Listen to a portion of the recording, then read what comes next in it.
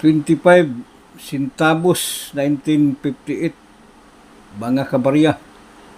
Very hard to find, no? Patuloy na binibili ng mga kolektor, no? Sino pong may ganitong klaseng barya, no, mga kabarya? Lapag nyo na dito, no, para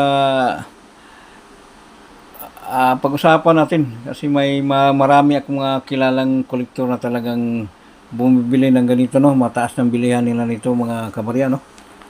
Sana yung may ganitong barya, lapag nyo diretso, no, para may marami akong mga kilalang bumibili ng ganitong klaseng barya, no.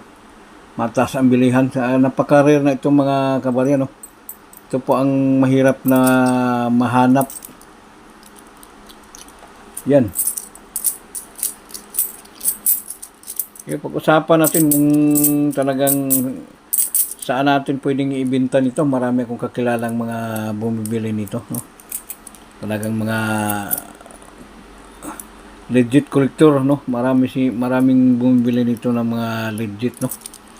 Kasi sa pagkaalam ko, may halo na itong silver, no, mga pilak, mga kabarya, no.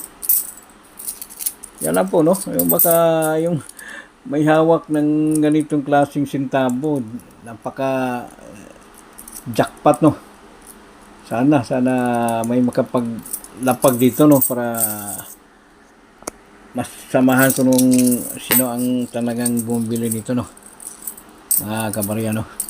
Ituturo ko sa inyo, mga kabarya, kung sino talaga ang mga talagang tunay na bumibili ng mga ganitong klaseng sintabo, no. Marami akong kakilala, no.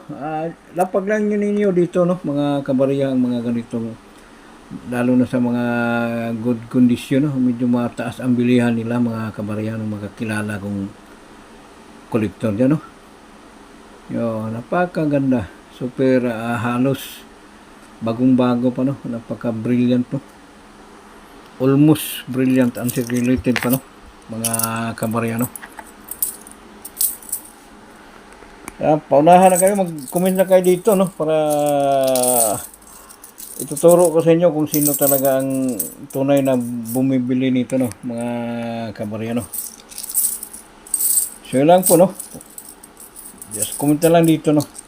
Lapag nyo mga ganitong klaseng barya, no. Salamat.